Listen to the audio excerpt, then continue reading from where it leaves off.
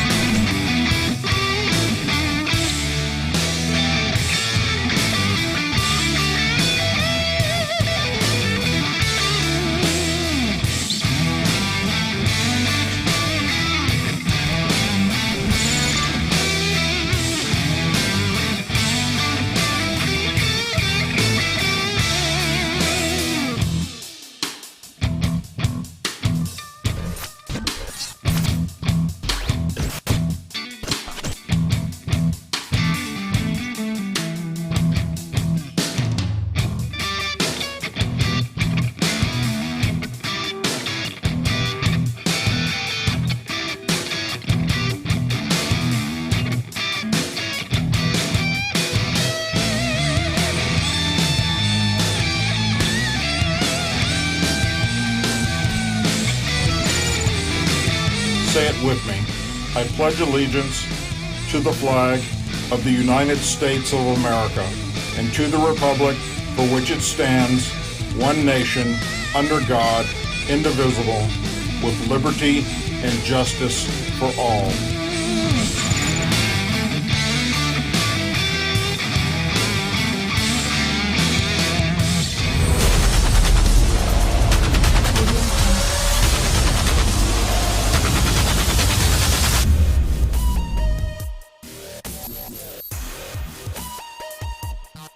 I, Douglas Ducote, an American patriot by the grace of God, do solemnly swear to support and defend the Constitution of the United States of America from enemies foreign and especially domestic.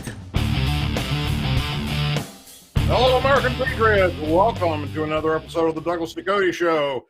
I am so happy that you're joining me tonight and not watching the Democrat debate once again. Those fools are at it. Today is Mardi Gras. It's also known as Fat Tuesday here in Louisiana. So welcome to the Mardi Gras edition. Sadly, this microphone, which we were having issues with last night, where nobody could hear me when we did the Patriot panel, right now is very, very sensitive. And there is a Mardi Gras parade that is happening literally just a couple of blocks down the street from us. So if it picks up that, I'm very sorry, because it's been acting very sensitive when we were doing all the testing to make sure everything was going to work right for tonight's show. We have two guests tonight, and I will get into that here shortly. But I want to just talk to you briefly. If you did not get the opportunity to see the video that we put out yesterday about the coronavirus, please go do so. And also in the community section, you will see a link that is up there right now with some more important information. that can kind of tag along with yesterday's video. Bottom line, at the moment, things are the best as far as anywhere in the country here in America. We do not have the ongoing problems that are faced in other locations across the globe. That being said, trust me, folks, this is not something to just, sweep under the rug or not pay attention to. I will tell you this much. Both of my brother-in-laws and my sister-in-law are doctors. There are several other doctors within my wife's family. I'm going to try and get one of them to come on and talk to us possibly next week about just this virus. But everything that I'm picking up on, and this is talking to family members, fellow brothers and sisters that are still active duty in the military, some that are still working in law enforcement. They're all telling me that we really need to pay attention to this. It is growing or spreading faster than any of the other viruses in the past 50 years. It's superseding them by a lot. And that is something that everybody should be concerned with. Also, unlike the cold or flu, which right now you stand a better chance of getting in America, where it's 1-on-1, this is like 1-on-7, all right, with a 27-day incubation period as of right now. Obviously, that can change for even longer. The longer, the worse scenario, because we know that there's already been people that were quarantined, and then after a couple of weeks, when they were showing no signs, they were released, and I'll be damned if they didn't turn around and then start showing signs and contaminate a bunch of more people. So far that we know of, there's been no deaths related to this virus in America, but we don't have it on the scale that, for instance, they do in China or Japan or over in Europe, where there are people dying. Hundreds and thousands of people have already died, and there is no cure for this. There's no vaccine for this yet. They're working on it. So that in itself is something that is alarming. And then here we have, hundreds of thousands of people coming into America legally from other parts of the globe. And who knows who they ran into, along their journeys that were positive. So that's the biggest scare right now at the CDC, is the unknown. We're blessed to have the best medical. There is no other place on God's earth where you can be treated medically wise and have a better chance of surviving than in America, which is why everybody wants to come here when they get very, very sick or need some type of life-saving surgery. All right. Unlike other places on the globe where, it's a crapshoot whether or not you're going to survive it. So that's the best thing we have going for us right now. Keep taking precautions. That's the best thing you can do. I went to Walmart today and, use a little sanitary nap, things they have right there by the door, the little wet naps to wipe the handle down. Just simple common sense things like that. And if somebody sneezes around you, back the hell up quickly, because, you could catch the common cold, which is how we get it. All right. But in this case, you get this. Well, it's not very, very good. At the rate it's going at the moment, this could make the HIV virus of the 80s look like nothing. I mean, literally, this could turn into something like the last thing we experience like this in America would be the plague.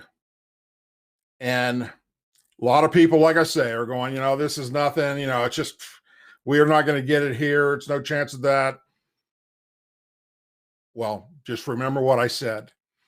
Go back and watch this video in another 30 days, because I'm telling you, this is something we need to be concerned with. Okay, give me a second. My first guest tonight, and I know I'm going to butcher this name. I don't know why I'm going to do this, because I look at it and for some reason it's not registered in my head the way he actually told it to me a while ago. Tom Luongo. He is, and he will correct me when he comes on here in a second, from goatesandguns.com. He has written for many publications, makes frequent appearances on Frontline Radio, has his own podcast. And Tom is here to talk about the growing secession movement in the United States. And so please welcome Tom to the program. And how bad did I butcher that name, brother? Pretty badly, but it's all right, Douglas. It's Luongo, right? So just like the hockey goalie, he's unfortunately he's not a long lost cousin. I wish he was, but he's not. But yeah, it's Luongo. No worries. For some reason, when I look at names that I can't pronounce right away, my brain just cannot pull that off. But anyhow, I'm glad you're here with us. I've heard a lot about you from our producer. Mm-hmm. And so we felt with everything that's happening across the country right now, from Virginia to, the sanctuary cities that are, wanting to protect our gun rights. You look like the person and sound like the person that we should have addressing this issue with us. So I want to start with the Virginia now being under the control of Democrats. We've got over 100 counties with their sheriffs have joined this Second Amendment sanctuary county movement. And now we're seeing them popping up across the country. What are your thoughts on that? And do you think it's a good sign? And constitutional wise, Loving America is finally fighting back. Is that how we need to look at this? I think it's a very good thing. Politically, I'm a libertarian, right? So politically, almost every gun law is unconstitutional. Right, because the Second Amendment is not something that you bargain away, right? The name of the blog is Gold, Goats, and Guns. Just get an idea of where I stand on this. Northam, the governor, and the Democrats in Virginia are way out of line here, and I think it's very obvious that this is a coordinated push by people like George Soros and others to see how far they can push this before we finally push back. And watching, I'm incredibly enheartened to see people all across Western Virginia stand up and even go so far as to want to join West Virginia, but we haven't seen a state split in the United States since West Virginia was formed back in 1863. So I think it's a very good thing. It's very healthy from a constitutional standpoint, from a republic standpoint. At the end of the day, I always believe in more countries, right? I always like to see secession of any form, right? So Brexit was a very cool thing. Well, the same thing should happen here in the United States if necessary. If people aren't getting represented, don't feel like they're represented by their state government, well, yeah, you can work to change it through the electoral system or whatever, but you can also use whatever mechanisms are necessary to get you what you want, because at the end of the day, government works for you. You don't work for the government, right. And the government doesn't have any rights. Let's never forget this. Right? Government only exercises power, right? And only exercises power that we delegate to it. We are rights holders, right? The government does not have any rights. And so if the people who are rights holders in Western Virginia would rather be governed by the people in West Virginia, well, then that's just the way it is. And it doesn't matter what the political situation or calculus is in Washington, D.C., because they've already packed eastern part of Virginia with all these government employees who are all Democrats. And so they're gaming the system the same way that, they're gaming, doing zip code targeting of the Obama administration to turn Minnesota blue and turn this state blue and turn that. They're doing it here in my state in Florida, right? They're trying to import all of Puerto Rico to Orange and Seminole counties down in Orlando in order to try and turn Florida permanently blue. No, this is not acceptable. So I love to see this kind of thing happen. We've heard it. I've been hearing Texas talk about it for years. I mean, going back 25, 30 years ago, we've heard politicians in Texas talking about this. But now it's actually picking up speed, and it's not just a hearsay thing. It's serious people talking about a serious situation of splitting away and forming their own country here in America. Well, I mean, think of it this way, right? I mean, the first secessionist movement in the United States were the abolitionists in Massachusetts. They didn't want to be associated with slave states, right? I mean, and more power to them. At the end of the day, freedom, the First Amendment doesn't just cover freedom of association. It covers freedom from association. You have the right to associate or not associate or disassociate with anybody you so choose. And while the idea of secession was supposedly settled during Lincoln's war to prevent Southern secession, I refuse to call it the Civil War. And even though I'm, born a Yankee, the truth of the matter is that at the end of that may be practical, and that may become settled law here in the United States. But in reality, if people don't want to be governed by certain other people, they will eventually not be governed by those people, because all governments serve at the pleasure of the people. At some point, the people can always say, nuts to this, nuts to you, we're done. And I feel for the people in California who don't want to be associated with, horrible right-wing deplorables like me. Fine, great, leave. I don't want you. I don't want to pay for you anymore, and I don't want you paying for me. If you don't want to be a part of the United States, fine. Same thing with the people in Western or the Eastern Oregon. They don't want to be governed by the crazies in Portland, Oregon. They want to join Idaho. I'm actually all for, the United States government helping those in California that are Republicans and conservatives that would like to move, paying to relocate them somewhere else, and then give California to Mexico and build that wall, hook it down there in San Diego, and bring it on up north. And we can do the same thing. Don't stop there. Take it all the way up to Alaska, Oregon, and Washington State. Let's fix this once and for all. One of the things, what's funny is just one last point on this is that this Trump's tax cut plan from 2017 is doing a fabulous job of migrating people out of the blue states and out of the Rust Belt. By the way, that whole thing it's one of the greatest pieces of politically expedient legislation ever. Like, it's as good as FDR's New Deal was in that respect. It's designed from the ground up to move to drain capital out of the Northeast and California and the left coast and move political power into the states that voted for Trump. FYI. I mean, just looking at the economics of it is very, very clear to me. Which, in the past, you've talked about a scenario where you see the United States splitting into 5 to 7 territories based on natural resources, access to water, energy plants, etc. Can you explain a little bit of that to us? Sure. Just in very broad strokes. Don't like where we're going politically. I think we're headed for political disunion in this country. I don't think the radicalized left, the radicalized right, for lack of a better terms, want to associate with each other anymore. And I think that we're beyond that. If you look at the last couple of years with the push by the Democrats to try and overturn the 2016 election through lawfare, through impeachment and Russiagate and all this other stuff, it's clear now that Washington doesn't function.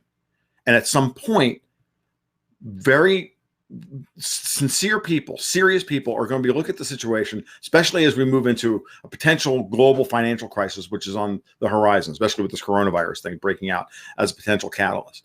That 5 to 7, 8, 10 years from now, a couple of election cycles down the road, do you really think that the United States can survive politically if we're having to then deal with, we're going to be the last ones to be hit hard by any kind of global financial crisis? All the capital will flow here first, and then it will flow back out again.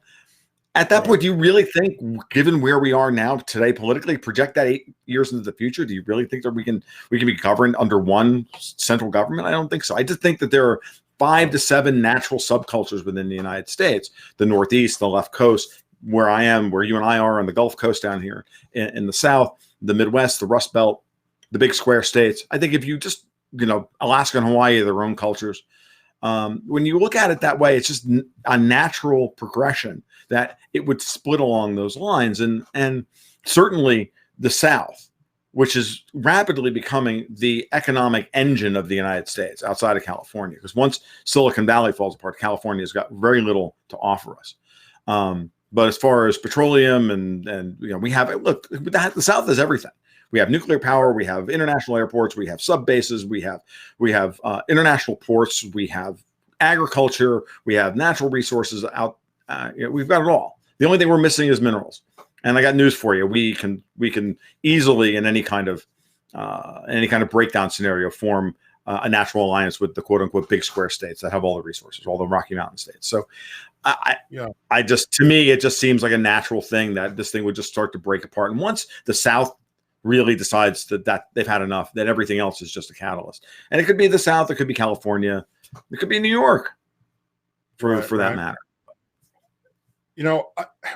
While I see this potentially playing out, one of the things that I see happening first, in order for this to even get to being approved, or in that direction, would be, and when I say civil war, I'm not referring to like what we went through in the last Civil War, but war against conservatives, Republicans, against Democrats, socialists. For instance, like we already have Antifa taking to the streets, these far left liberal people doing horrible things to folks trying to stop their voice, yet the Democrat Party refuses to call them out for what they are, which is basically domestic terrorists.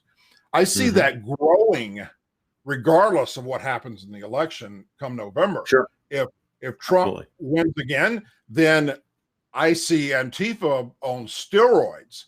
And if he doesn't, I see the Democrat Party allowing Antifa to thrive. And I think when that happens is when we will see the true American patriots, the 3%, pick up arms and back up our brothers and sisters in blue and go out there and this become an all-out battle.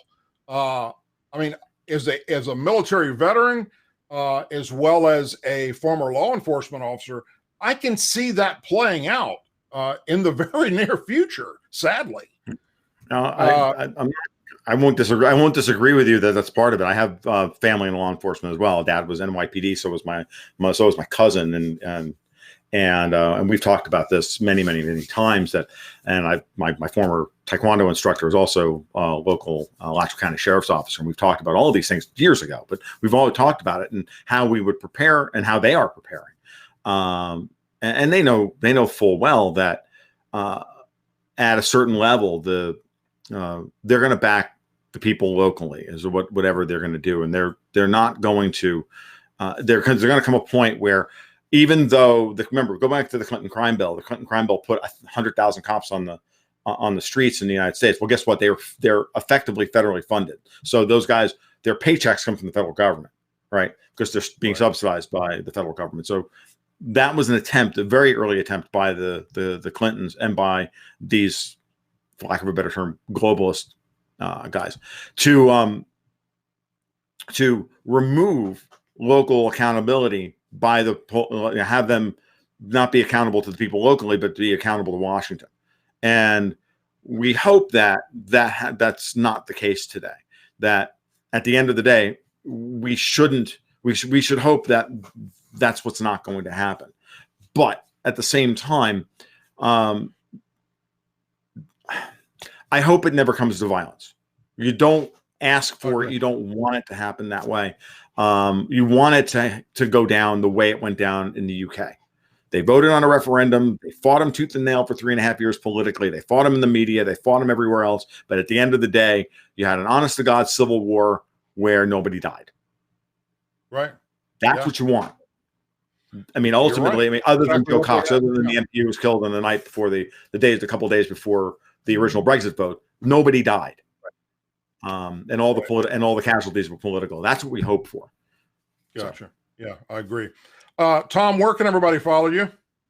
You can follow me over at my blog over tomluongo.me or goldgoatsandguns.com. You can follow me on Twitter at TFL1728. And I've got a Patreon as well, where you can sign up for my monthly newsletter, which is investment focused. So all of this stuff that's happening politically, I translate into a portfolio strategy for people to make sense of this crazy world.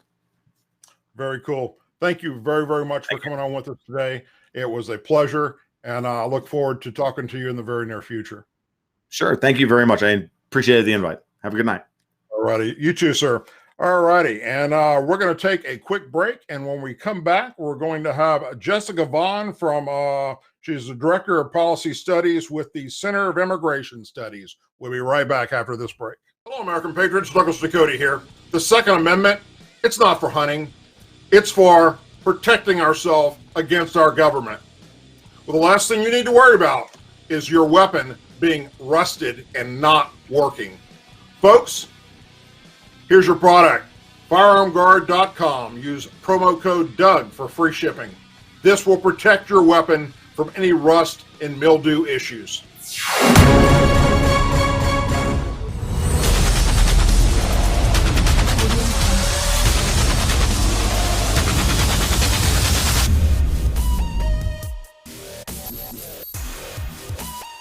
I, Douglas Ducote, an American patriot by the grace of God, do solemnly swear to support and defend the Constitution of the United States of America from enemies foreign and especially domestic.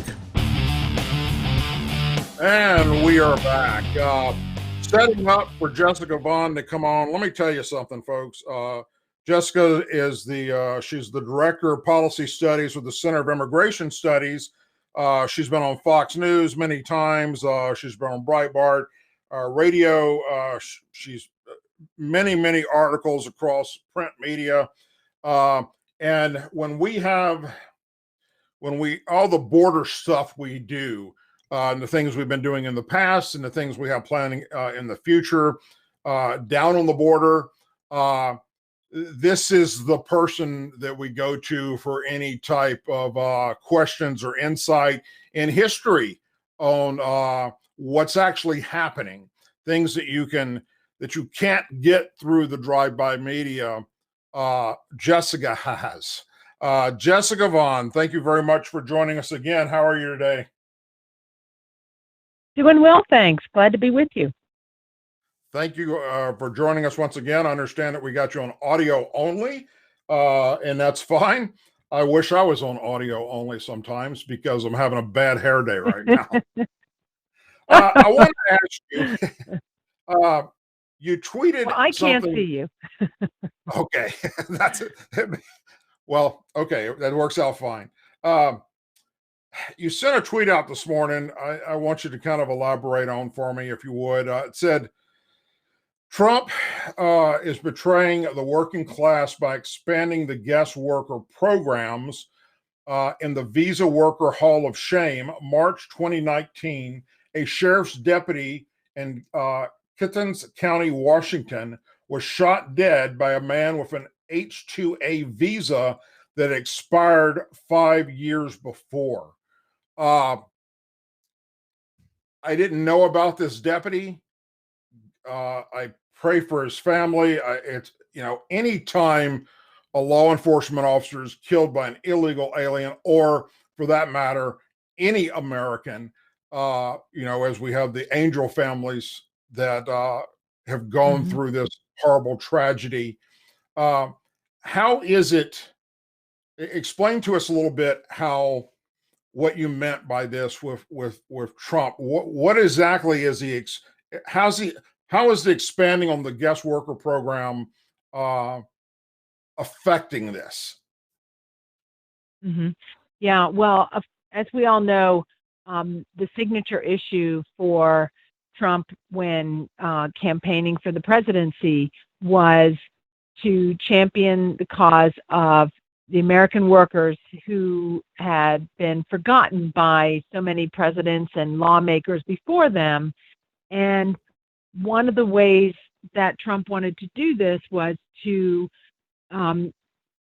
implement more moderate immigration policies instead of the constantly increasing immigration that we've seen really since the 1940s, both in green cards that are being issued, and now also the number of temporary workers that are being admitted each year is also around 1 million a year. 1 million new foreign workers allowed to come into this country, and that has labor market effects. And the people who are affected most profoundly are the American workers who either were doing those jobs or want to have an opportunity to get those jobs.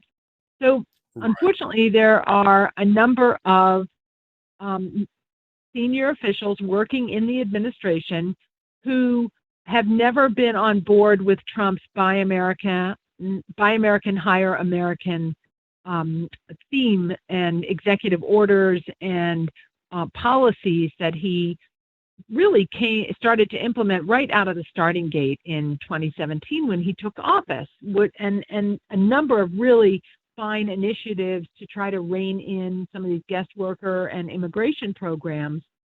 But unfortunately, there are some others in the administration who are pushing and who are trying to convince the president that his economy that he has brought us is so good that we don't have enough American workers, and that, you know, even 1 million new legal immigrants and 1 million new temporary workers each year is not enough. We have to have more.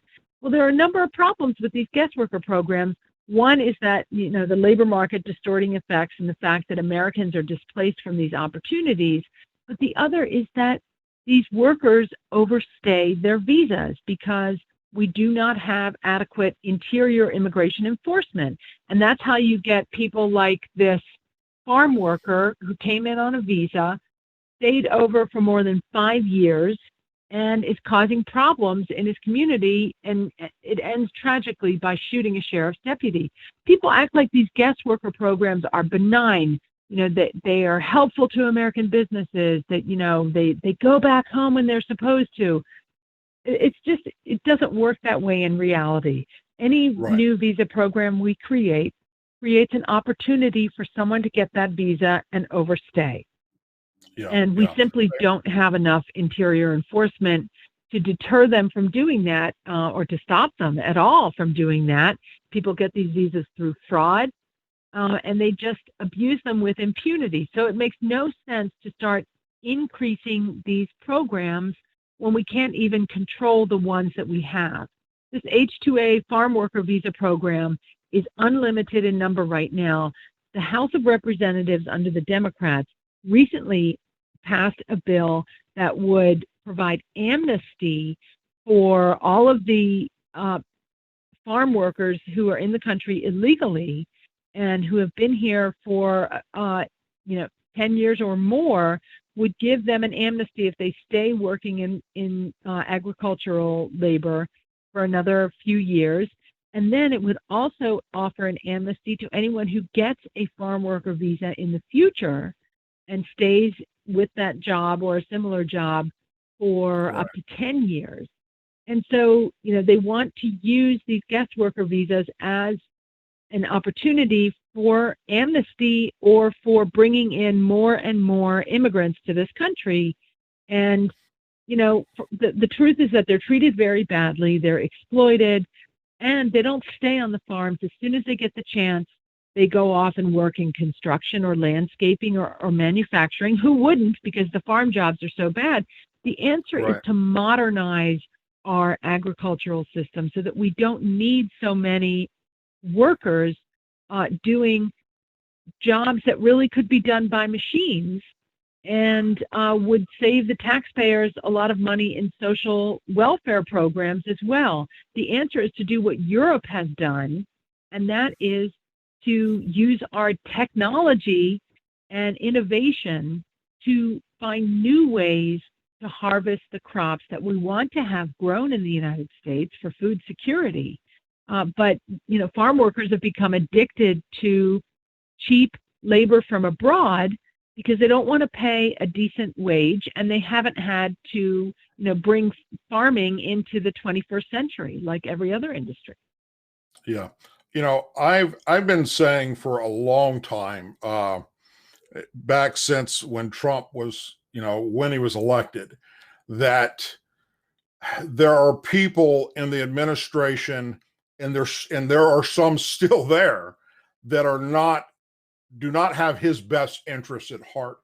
And they're doing things and they're making policies because this, everything is delegated out. There's no way for one person, Right. to be on top of all the issues that are happening that affect America and the world, as the president of the United States has to.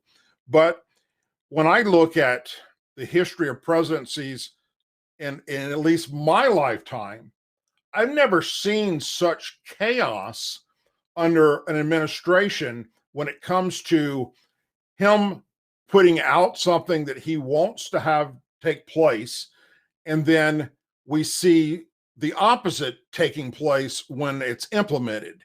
So it's my take on it that there's a lot of things happening, especially when it comes to this border, where, for instance, he's put a lot of this off onto Jared that, I think he's clueless about. And, I wish that somebody... Yeah, Kushner has taken over immigration policy. He doesn't have the same views as the people who elected his father-in-law. And there are others like Sonny Perdue, the agriculture secretary, who is basically pushing the interests of the agricultural employers for cheap labor. Chief of Staff Mick Mulvaney has always been a pusher of more and more guest workers, and a number of others within the administration, for example, on the Domestic Policy Council and on the Economic Policy Council, who have, kind of weaseled their way into this White House and are trying to take over the immigration agenda to suit either their former employers or, the corporate interests that are, acting in their self-interest, not in the interests of American workers and not even in the interests of the president. Because if he goes into this election and is implementing massive guest worker programs, that is not something that is going to get his voters out.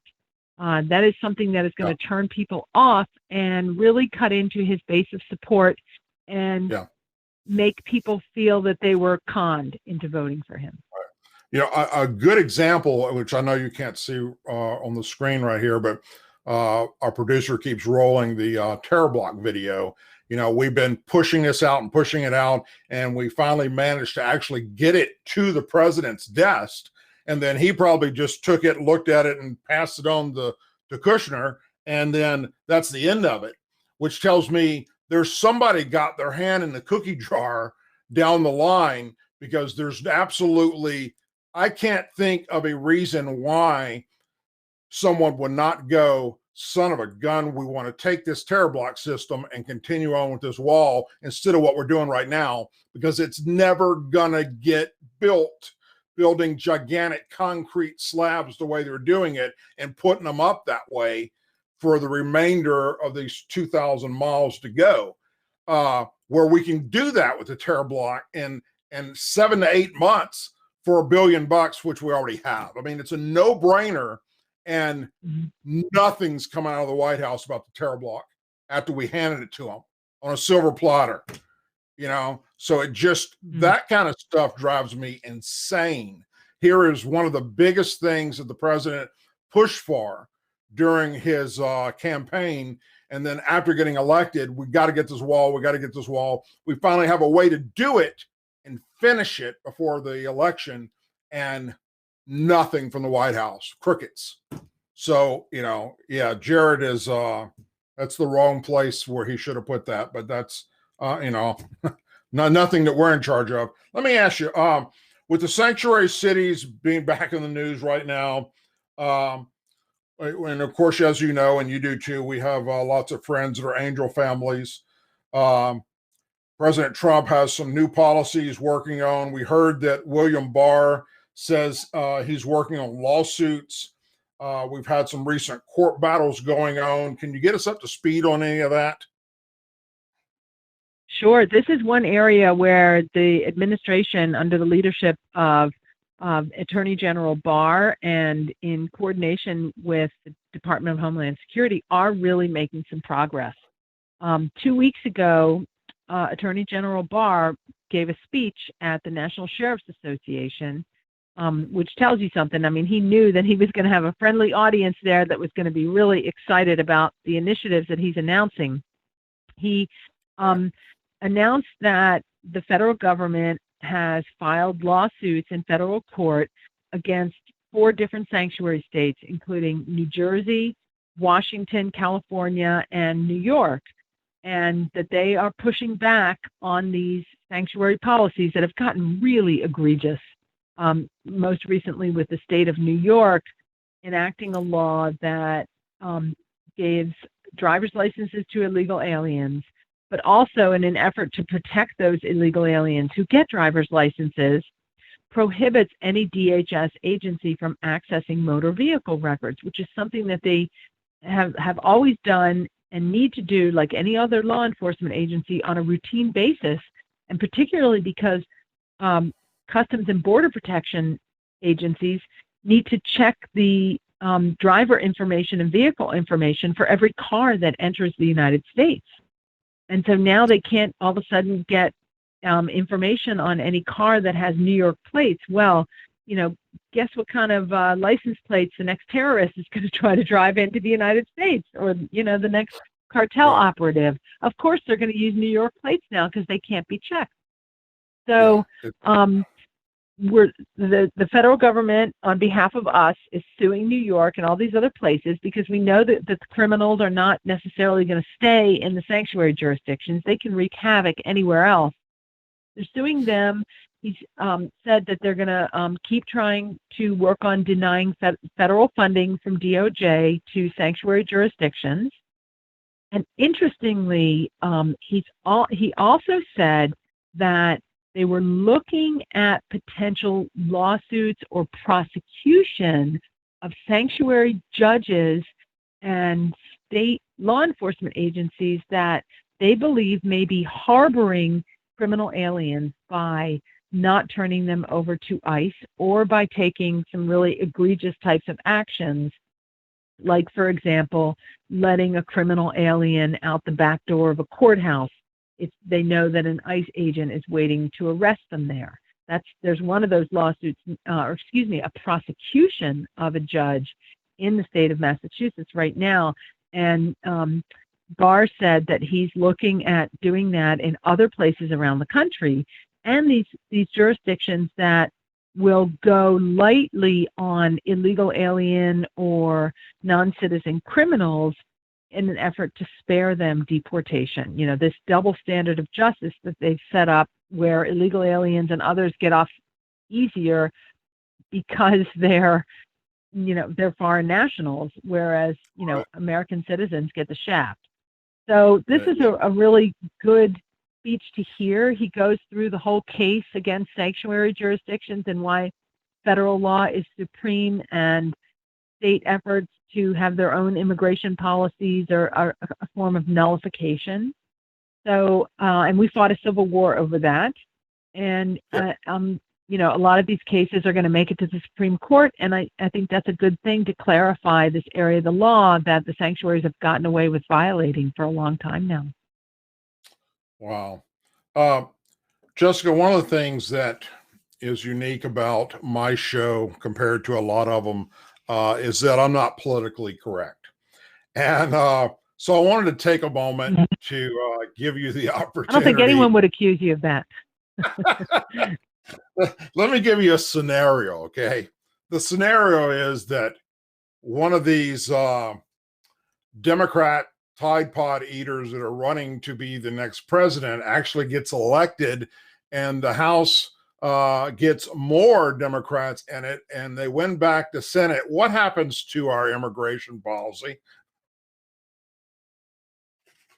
Well, the Democrats have staked out what really has to be called a radical immigration policy that involves endorsing amnesty for everyone here illegally and probably all future illegal aliens as well, that either abolishes ICE or greatly restricts the kind of immigration enforcement that can be done, really, either only against axe murderers or, maybe not even against anyone in the country illegally.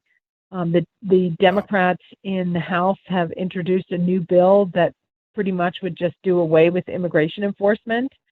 And all of the Democrats running for president have embraced these positions as if, that's something that is going to get them elected. It's pandering of the worst kind. I mean, I was watching the Democratic debate before coming on, and the immigration issue came up a little bit. What was really troubling, though, was, all of these candidates are nuts on immigration. You've got Joe Biden talking about how, illegal aliens who commit, DUI offenses shouldn't be dealt with harshly. And Elizabeth Warren, if you wants to abolish ICE and thinks that the only deportations ICE is doing are, as she calls, mamas and babies. And, Buttigieg is a major amnesty pusher. Even Bernie Sanders has come around to the open borders position. Mike Bloomberg was a sanctuary mayor, and Amy Klobuchar was in favor of the Gang of Eight monstrosity that was a mass amnesty and expansion of legal immigration. And they're there in South Carolina tonight talking about, also trying to pander to the African American community and particularly Black Democratic voters, and, going out of their way to beef up their credentials with Black Americans, and yet ignoring the fact that mass immigration is one of the policies that has been denying opportunity and encouraging discrimination against Blacks in America for decades, and ignoring the role that immigration has played in depressing the wages of Blacks and other Americans who, for whatever reason, haven't gone to college. And it's really kind of shameful, the disconnect there, that, they act like mass immigration and allowing illegal immigration is some kind of free lunch for everybody in this country, when in fact it is really denying opportunity and appropriate wage growth for this particular group of Americans in particular. Yeah, it's, it's absolutely insane to me that, much less the fact that thousands and thousands of African Americans or Black people will vote for a Democrat. But what's more insane is that there are Black members of the Democrat Party that are congressmen and women and senators. And when you look at the history of racism in America and everything that it curtails, going all the way back to Abraham Lincoln to today, it is the Democrat Party that has screwed over this one race more so than anything else in American history.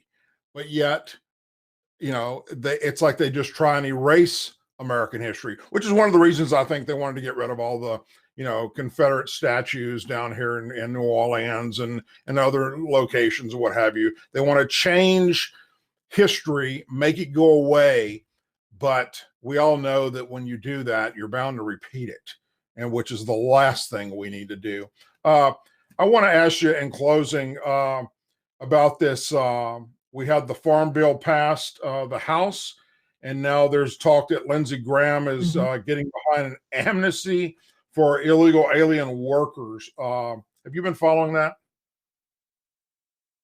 Yeah, nothing has been announced to the public yet, but there are indications that Lindsey Graham, a senator from South Carolina, and Tom Tillis, another Republican senator from North Carolina, are looking at introducing a bill that is similar to the one I mentioned earlier that's been passed by the House. That's an amnesty for farm workers, and then a very open-ended visa program for them. It's not clear when they want to do this, but the fact that the House has passed one already, they feel like this is an opportunity for them. I don't think they have a lot of support from their fellow Republicans, but on the other hand, members of Congress will do almost anything if they think voters aren't paying attention. So it's important that people look for this and let their senators know how they feel about having, another massive amnesty allegedly for farm workers. I mean, last amnesty we had for farm workers was in 1986, and it legalized like twice the number of non-citizen farm workers who were actually in the country doing farm work. I mean, it's been called one of the biggest frauds ever perpetrated on the U.S. government ever. And that was the New York Times that described it that way. This is a big mistake. It's not necessary. It's not going to help them politically. It's a foolish move that ought to be just set aside. And, like I said, we should focus on modernizing farming in America and not, looking to farm work as a way to, be a pipeline to citizenship for anybody in the world who can make it here. Yeah, exactly. I agree 100%. Jessica, where can people follow you? We don't even know who half these people are. We don't do vetting of these workers, as these incidents have shown. All of our work that we do is on our website at CIS.org. CIS.org. Jessica, thank you very much. You are always a wonderful insight for us. The work you guys are doing is absolutely great. You're a wonderful American patriot, and I look forward to talking to you again in the very near future. Thanks so much. Good to talk with you. All righty. Have a blessed evening and happy Mardi Gras to you. All right, folks. We're going to take a quick break. If you want to call in, we're going to take a few calls. The number is at the bottom of the screen here. So go ahead and get on the phone lines and be on standby, and we will answer your questions as soon as we come back from this break. Support our movement. Join our calls. Stop by the Douglas Ducote Patriot Shop to get your official Team Ducote apparel and gear. I, Douglas Ducote, an American patriot by the grace of God, do solemnly swear to support and defend the Constitution of the United States of America from enemies foreign and especially domestic. And we are back, and I want to say a special thank you to my guests, Jessica Vaughn and Tom Luongo, for coming on tonight and talking to us and sharing their insight on things that we just don't normally think about. And you don't hear much on it on the news. Has anybody heard any talk about states splitting up or wanting to be a different country or away from America? Is that happening? You hear it on Fox News or CNN or MSNBC. Very little do you hear anything about that, although it's actually something that's happening. They're talking about it. There are people on the conservative Republican side of things that are pissed off at what's happening in this country, and enough of them in certain areas of states to get their leadership and get their members of Congress on board to say, we've had enough, and form their own damn government. If you think that is hogwash, then just look what they just did over Brexit over in the UK. And it's happened here before with Virginia. And folks, I'm telling you, we're closer right now to it happening than we've ever been. So with that, we're going to open up our phone lines. And all right, guys, Yeah, so I said in the chat, because we were running long in the interviews. We were going to take 3 calls. We got 4 in the queue. We'll take them all, so no one else call in now. If you can, just pop on, state your name, where you're from real quick, and then your question, and Doug will answer that, because we don't want to go too long. First up, I think it's Lisi from Virginia Beach. And your own Douglas Ducote, how are you? Hello? Yes, Hello? how are you? I'm Hello, good. can you How are hear me? you, Douglas? I'm doing great. Good. Well, I've been a what's your question? long-time follower of you. I appreciate thank all you. your work. I live in Virginia Beach, and I appreciate all the coverage that you did. I guess I am concerned about all of the immigration. I'm a big Trump supporter. But this coronavirus has me really concerned. And I came across this article, and I feel like it addresses national security in a big way. It was released by the Department of Justice on January 28th. Okay. And it is a Harvard University professor and 2 Chinese nationals charged in 3 separate China-related cases. Yes. Basically, the chair of the Department of Chemistry and Chemical Biology at the Harvard University was arrested this morning and charged by criminal complaint with these 2 other Chinese nationals that attended college here and lied. About their intent. One of them was caught, arrested, trying to smuggle 21 vials of biological research to China. So it I does talked just about raise. this.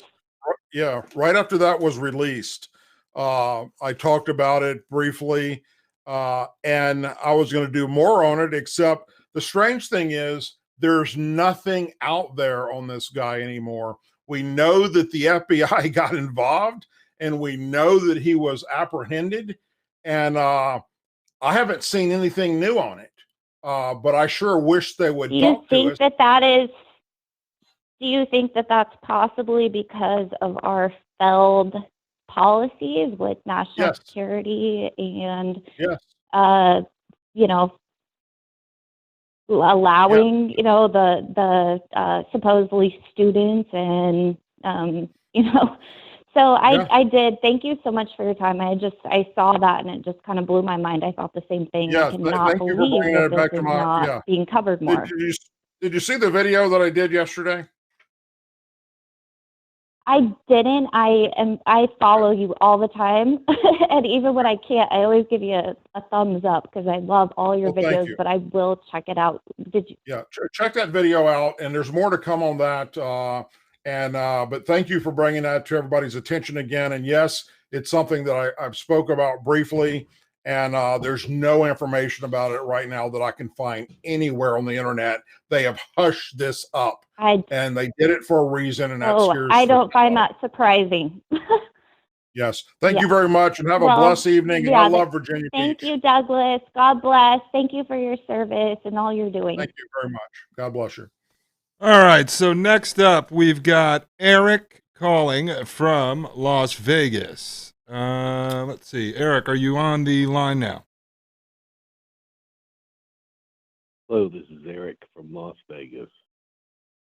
Hello, Eric. Douglas Ducote. How are you tonight? Fantastic, Douglas. Thank you so much for your service, and thank you for everything you're doing with your channel. It's fantastic. You exemplify the American spirit. I'm sorry, I had another call came in as soon as we started talking. Anyway, do you ever scratch your head and just wonder just exactly what is going on when we believe that we've got a president who's pro-American, and I'm a big fan of Trump. Obviously, he's having to fight the swamp, and we have so many different things that just like what the lady was talking about, where you have this situation with this obviously this Harvard guy getting paid off to develop the level 4 lab there in China, and then no further information gets scrubbed, and on and on. We continue to see examples of things where you just scratch your head and just go, how deep is this state, and how can it be? How can we get rid of it? What is the answer? What is the concept that can allow us to get further and get this country back to where it belongs? every night, I go to sleep, and one of the last things on my mind is, thank God today's over with, and tomorrow's going to be better, because there's no way in hell that what we experience today can be outdone to be worse tomorrow. And then I wake up in the morning and I go to my Fox News alerts, and then my CNN alerts, and my MSNBC alerts, because I get them all so I can get the truth out there to everybody. And I look at this and go, holy geez, what the hell was I thinking of last night? It got worse.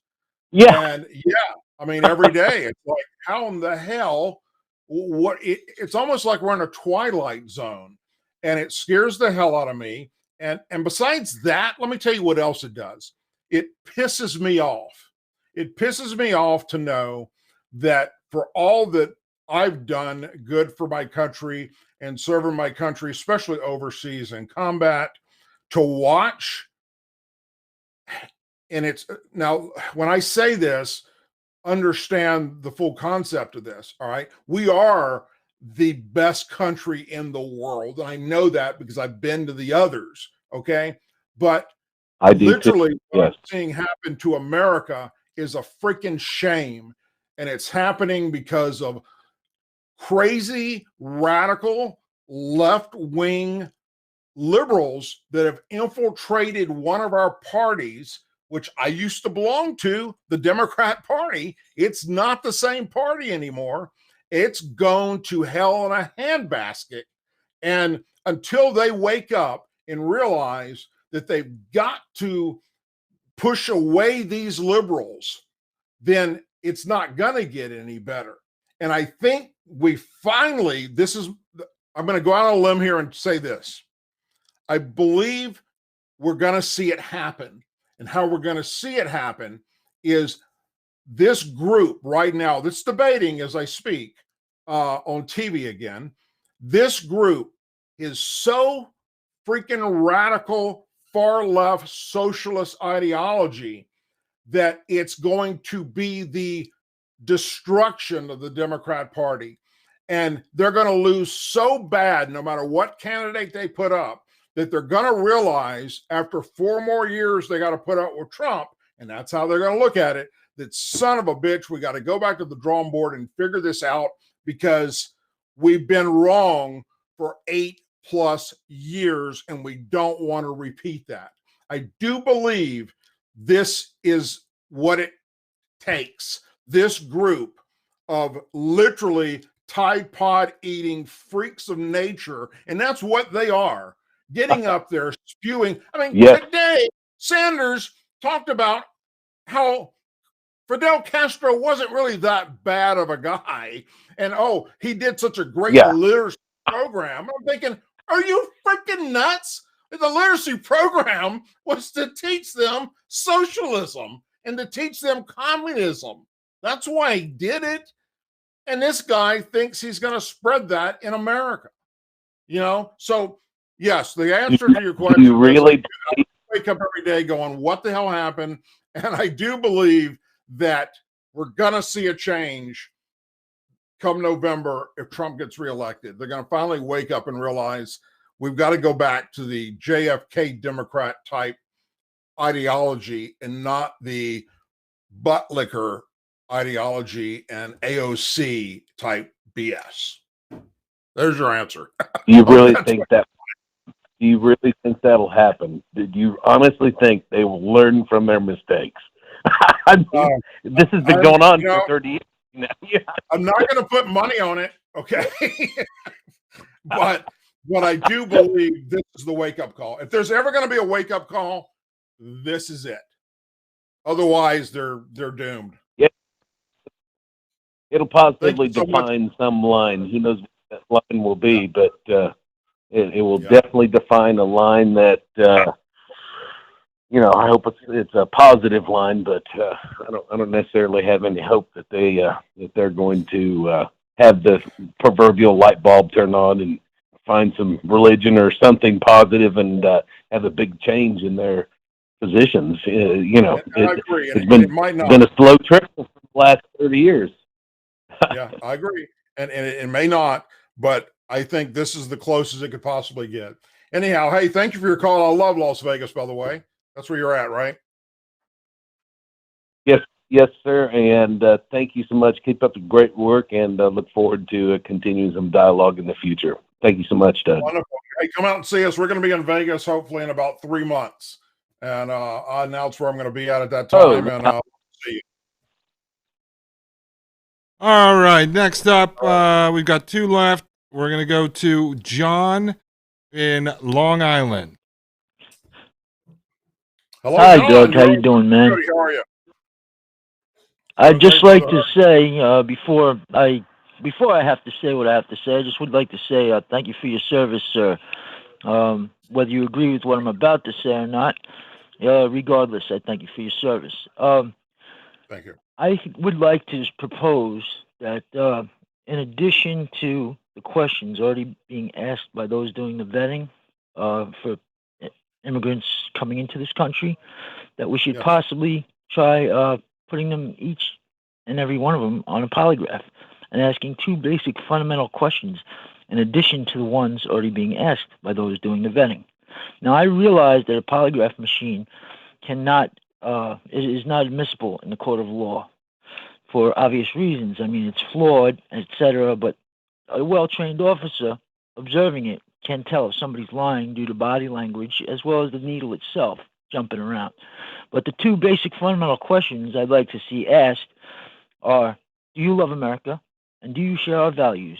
Or are you only here to earn money and send it home to your family, whereby upon your return, you'll all live like kings because the exchange rate will dictate such? Second, do you love America? And do you share our values? Or are you only here to do us harm?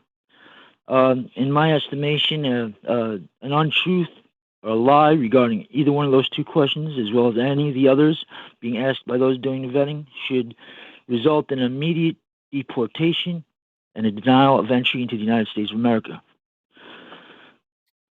And that's how I feel, and I'm wondering how you might feel about that, sir. I have absolutely no problem with that. The thing is, lie detector tests, they're not admissible in court, and everything that we do with these folks goes through it really is a court system. There's a judge that actually sees them and sets everything up for their future. I don't have anything against it. I've taken many lie detector tests for different positions, for different security clearances, just to become for San Mateo County Sheriff's Office. When I joined them, I had to take a lie detector test, so why not have these people take a lie detector test? So I'm all for it. It's going to slow the process down even further than it already is. We don't have enough judges. We don't have a big enough system to make this work. And right now, don't you think, I'm not to interrupt you at all. No, that's fine. Don't you think that by doing so, it would serve it would take the place of Ellis Island? I mean, prior to Ellis Island acted as a natural channel for people, and they could only fit so many people on it. And as a result of those buildings being there, they could only fit, the occupancy of each building only allowed it for so many people to come in. And that was how we regulated immigration. In the absence of Ellis Island, we've been inundated with illegals left, right, and sideways and every other which way. The Democrats, they want them here so they can, remain incumbents of whatever offices they hold. The Republicans, they wanted them here so they can have cheap labor. Enough is enough is enough. We got to stop selling this country down the river. I hope that you would propose that. I mean, perhaps you have the pull with government officials and such to present that to them and say, what do you think? Yeah, And, I'm not I don't know. opposed to that. I'd just like to at see all. what you think about that. Yeah, I'm not opposed to that at all. I appreciate you asking that question. And you know what? In the near future, when I'm talking to my congressman here, I will bring that up to them and throw it in their direction, because I think it is a great idea. Thank you so much. Whether or not it's something that the thank powers you so much, Doug. Yeah. You know what? As a matter of fact, what I will do is I'll bring that up to Chris Cabrera when I see him soon. He's the union rep for the Border Patrol. And I'd like to see what he thinks about that, whether or not that would actually fit into the equation. But anyhow, thank you very much for your call, and I will forward that on. All right, and then finally, the last caller tonight. I actually told her to call. It's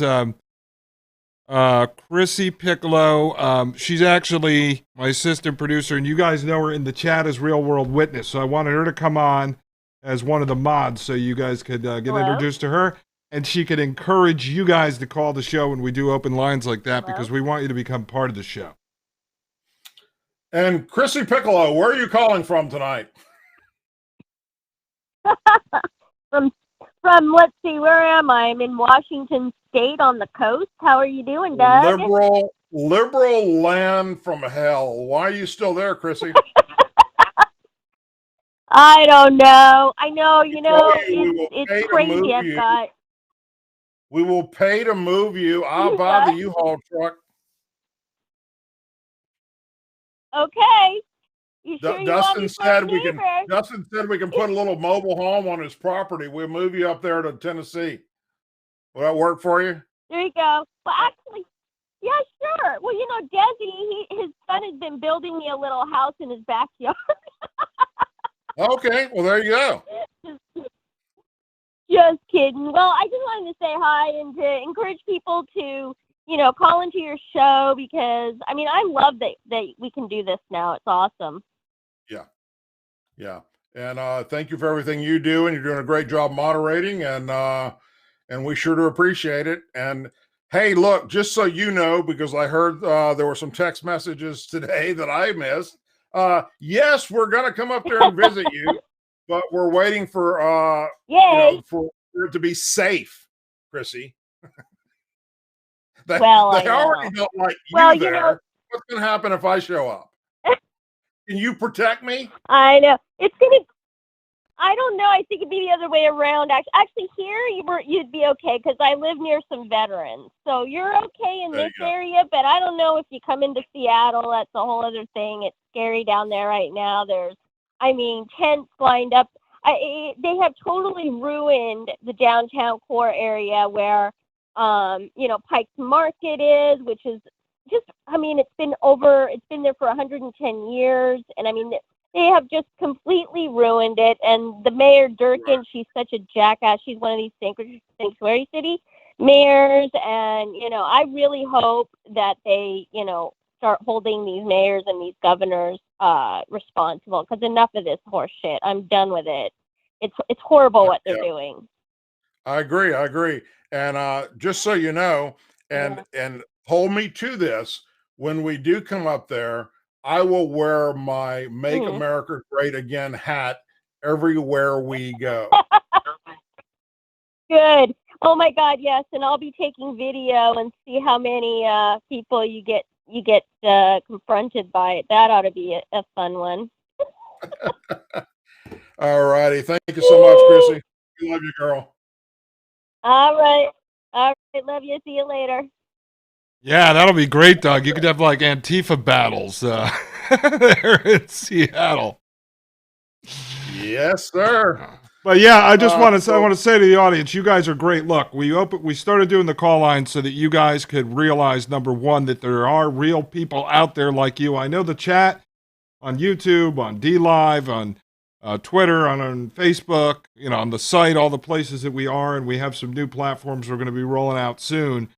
They're great, but I like to put a voice behind you guys so you could speak You could talk to Doug. You see Doug is a real person. You can ask him questions. And eventually, I'm working on some ideas with call-ins and ways to upload videos onto Doug's site where you guys can start doing local reporting on stories going on in your districts, your towns, your counties. There's another guy that's been on Doug's show a couple times, Tim Shea, who's launching something called the MAGA Institute, where they're actually vetting candidates and starting to put out lists of people that you should be supporting in the primaries and the races. He's actually going to CPAC tomorrow to promote that. I helped him with some website work that they're doing. So he's going to start doing videos on training people how to run for office, for House, how to run in your state election. So this is a positive thing. This is what's growing out of all these shows like Doug is doing. I give Trump a lot of credit for that because he did spark that entrepreneurial spirit in conservatives to get out and start using social media, using technology, launching your own shows.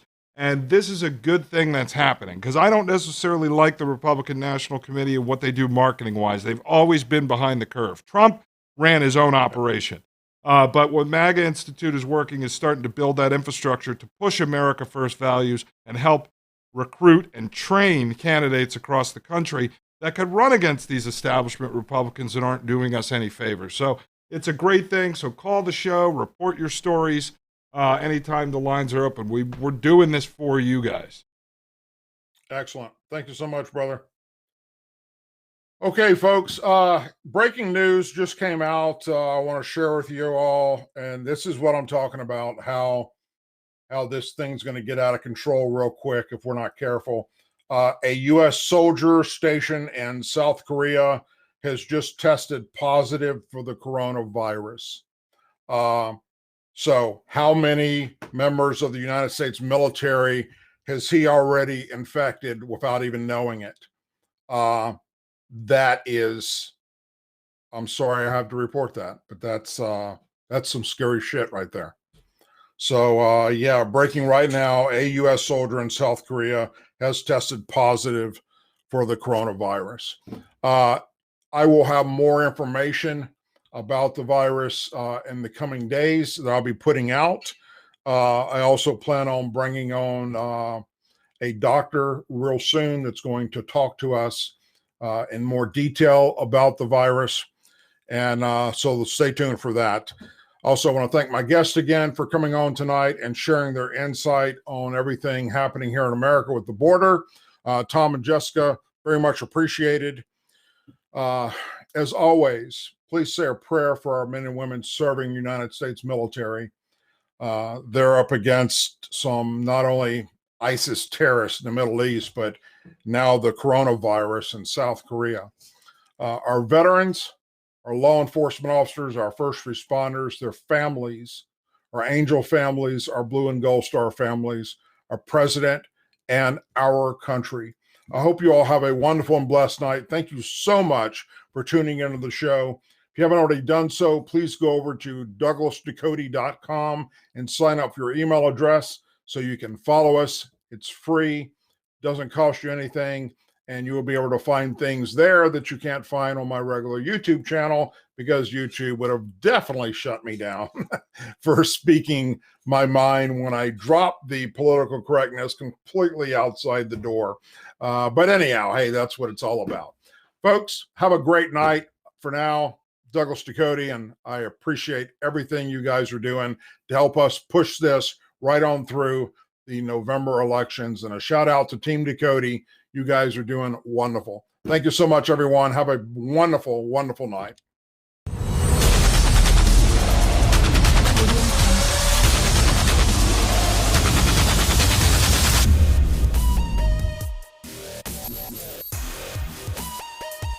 I, Douglas Ducote, an American patriot by the grace of God, do solemnly swear to support and defend the Constitution of the United States of America from enemies foreign and especially domestic.